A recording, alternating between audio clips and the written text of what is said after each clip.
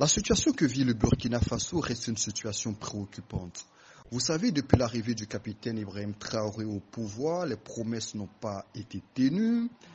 En septembre 2022, il estime pour défendre son coup d'État que la situation sécuritaire du Burkina est dégradée. Les politiques n'accompagnent pas efficacement l'action militaire.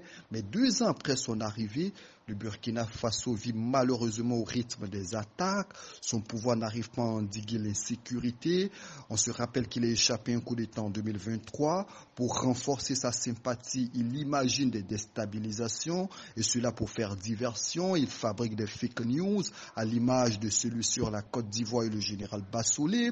Vous savez, le général Bassolé est un homme sulfureux, son histoire et sa trajectoire font de lui un bouc émissaire idéal. On le sait très proche de Blaise Compaoré. En 2015 déjà, il a accusé d'un coup d'État avec Diendéré. Sa culpabilité n'est pas prouvée. On se rappelle de l'épisode de la conversation téléphonique avec Guillaume Soro. Comment cet homme aujourd'hui peut devenir subitement le point focal d'Abidjan pour déstabiliser le Burkina? Je m'interroge. Et que gagne la Côte d'Ivoire à déstabiliser le Burkina? Alors qu'on le sait, il y a des dizaines de milliers de réfugiés burkinabés en Côte d'Ivoire aujourd'hui. Moi, ce que je retiens tout simplement, c'est que Ibrahim Traoré a montré son incapacité à défendre le Burkina Faso.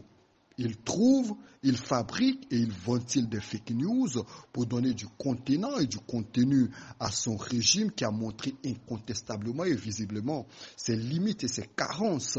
Que dis-je, les fake news qu'il ventile sont les derniers balbutiements d'un homme qui est aux abois et cela se voit de loin.